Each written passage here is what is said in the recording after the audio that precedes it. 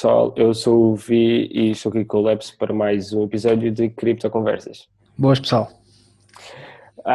E passado umas semaninhas nós temos estado fora, nós voltamos com notícias muito boas que têm acontecido agora nestes últimos tempos. Tivemos uma prestação do mercado muito boa agora também nestas últimas 2 semanas em que nós não pudemos gravar o podcast e começamos já a falar sobre uma startup portuguesa que basicamente o que está a fazer é consultadoria e construção de smart contracts no Ethereum.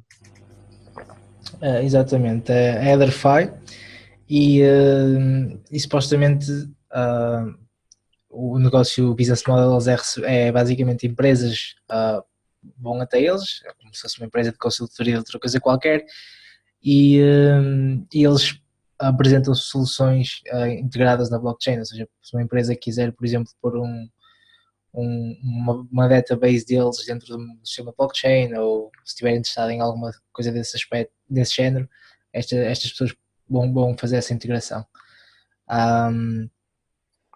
Os fundadores da empresa é um senhor português, que é o Fernando Moreira, se não me engano, e o Justin Wu, que não é português, mas que supostamente tem conexões com Portugal, acho que até supostamente vive em Portugal, não tenho a certeza.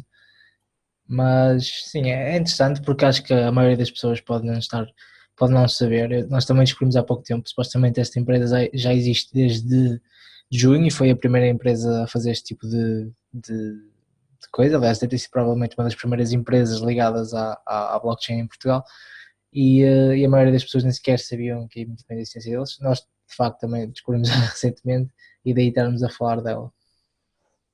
Sim, realmente o Etherify, eles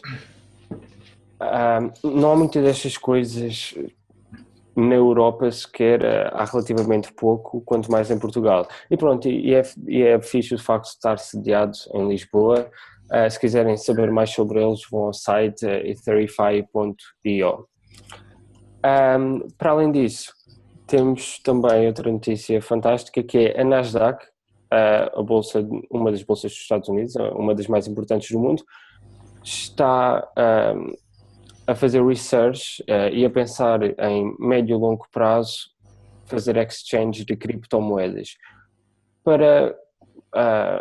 Com esta research eles estão a ter a ajuda dos Gemini Brothers. Para quem não sabe, os Gemini Brothers são 2 irmãos que tiveram aquelas picardias com o CEO do Facebook, o Mark Zuckerberg, sobre quem é que criou o Facebook, etc. Eles estão ligados ao mundo da cripto, porque eles na altura compraram muitas bitcoins, entretanto ficaram ricos e tudo mais, e eles fizeram uma exchange, que é a Gemini.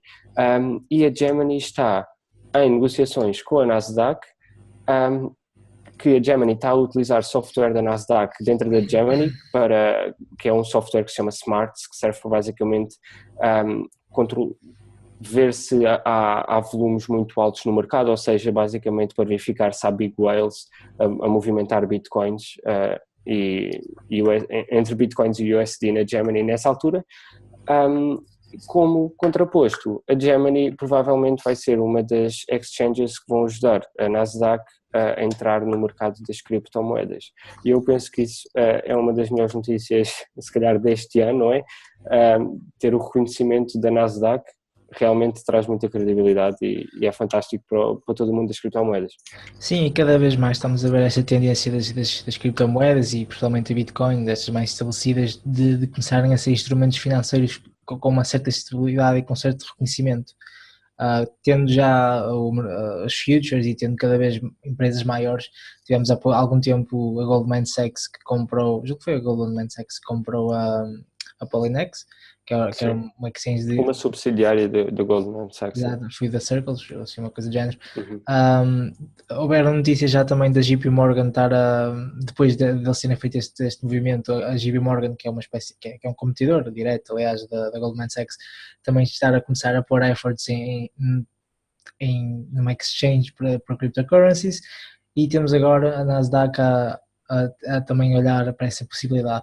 E de facto faz sentido, porque as exchanges de criptos neste momento estão a ter business models muito bons, então eles basicamente têm FIIs e basicamente a partir dessas FIIs eles recebem, de cada transação que acontece lá, eles recebem uma FII que apesar de ser baixa, no fim de imensas transações, acaba por ter dígitos significativos e o único custo que eles têm é realmente manter o site de pé e isso acaba por ser um business model muito profitable, digamos.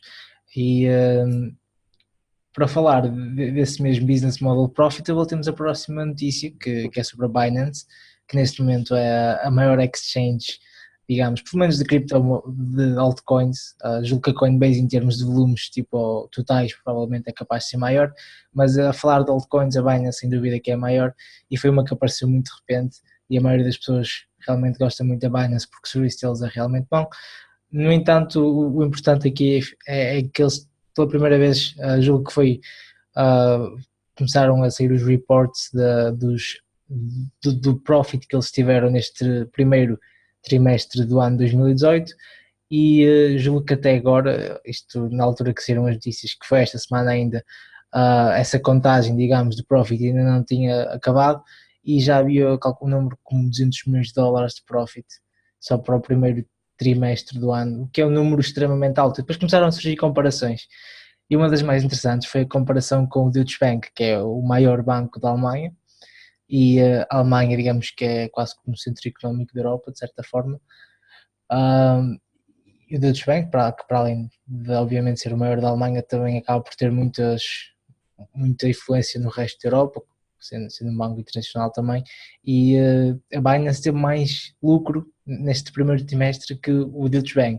E depois vamos comparar as empresas e a Binance tem 200 ou 300 pessoas a trabalhar para eles, enquanto que o Deutsche Bank tem, acho que eram 17 mil, alguma coisa do género. Não, 100 mil pessoas. 100 mil pessoas, ok, mais alta do que eu pensava. E, e começámos a ver o porquê de tantas instituições financeiras respeitadas, como bancos norte-americanos e corretoras de bolsa enormes, como a Nasdaq, estarem a ganhar este interesse em adquirirem exchanges, em fazerem as suas próprias exchanges, porque é um business model, eles basicamente podem ou não acreditar nas criptomoedas, mas vem cá dinheiro para ser feito ali e acabam por entrar. E um facto muito interessante é que a Binance tem 8 meses de idade, enquanto o Deutsche Bank tem tipo 180 anos ou uma coisa assim desse género. A Binance que provavelmente foi uma das startups de sempre que cresceu mais rápido. Desde a sua criação, passado 8 meses já tem earnings de 200 milhões de dólares só num trimestre, é bastante, é impressionante mesmo. Sim, isto para não falar do CEO extremamente estranho que eles têm. Sim, o CEO é uma pessoa muito, muito interessante, chama-se Changpeng Zhao, não sei se estou a pronunciar bem ou não, é um senhor chinês e foi este senhor que de repente decidiu aumentar o capital, aliás o PIB da Malta em 10%, como podem ver aqui. Isto foi ele há pouco tempo, não sei se isto foi na Malta ou alguma coisa do género em que ele deve ter feito, deve ter tido de fazer alguma espécie de burocracia e teve ido, a parte de cima obviamente tinha de ir de fato, mas a parte de baixo se calhar não tinha calças, acontece no seu trabalho. Sim. Mas pronto, é um senhor muito interessante, de facto a Binance diria que é provavelmente a exchange é a maior exchange, mas também é uma das que as pessoas gostam mais neste momento. Eles têm fees baixas, têm muitos giveaways, têm o próprio token que permitiu que eles baixassem as fees muito. E dá para perceber porque é que cresceu tanto. Sim, de facto a Binance é muito boa, mais virada para a parte de quem realmente está no mundo das criptomoedas há algum tempo e estuda um bocado e compra altcoins e tudo mais, ao contrário do mainstream que usa a Coinbase para comprar Bitcoin, Ethereum e Litecoin, mainly, e Bcash, mas pronto. Para além disso, temos que a França reduziu os impostos de trading de criptomoedas de 48%, maybe, para aí, para 19%.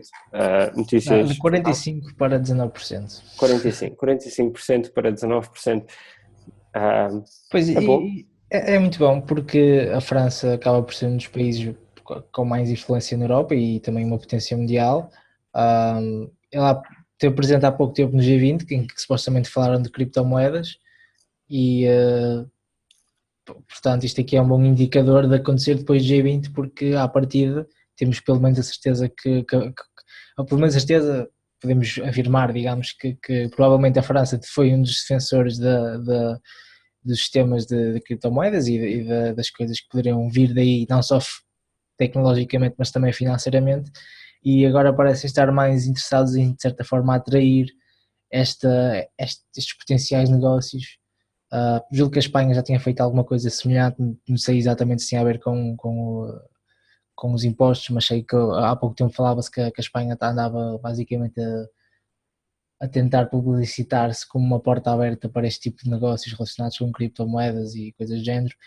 E realmente faz sentido, depois de ver o que aconteceu com a Binance, que foi para Malta e basicamente trouxe imenso capital para lá. Subiu o PIB para 10%. Subiu o PIB da Malta em 10%. Obviamente estes países não quer acontecer, não é? Porque tem um PIB também muito maior, mas continua a ser muito dinheiro que é basicamente vem de outros sítios para os países e principalmente aqui as empresas de cripto, como são coisas completamente baseadas na internet e o business model todo, digamos, a ideologia é toda baseada na internet, digamos que a sede nem não é uma coisa tão importante, a sua localização, tipo, em termos de não faz diferença, por exemplo, a Binance ter a sede, sei lá, no Reino Unido ou na Malta, porque basicamente em termos do serviço deles é basicamente a mesma coisa. O que de facto faz a diferença, provavelmente para escolher, tem a ver mais com a parte fiscal e a parte de, pronto... Sim, a parte mais burocrática da situação, os impostos e tudo mais. Exato, e foi por isso que eu também acho que eles escolheram, a Binance neste caso escolheu um país pequeno, que faz parte da Europa, como um ponto de entrada para a Europa, e estes países pequenos obviamente têm tanto a ganhar que não se importam de criar estas isenções e fazer tipo acordos mais facilmente diretamente com as exchanges e as empresas. Sim, exatamente. Esta semana é tudo. Não se esqueçam de nos seguir no Twitter, o handler é Criptoconversas.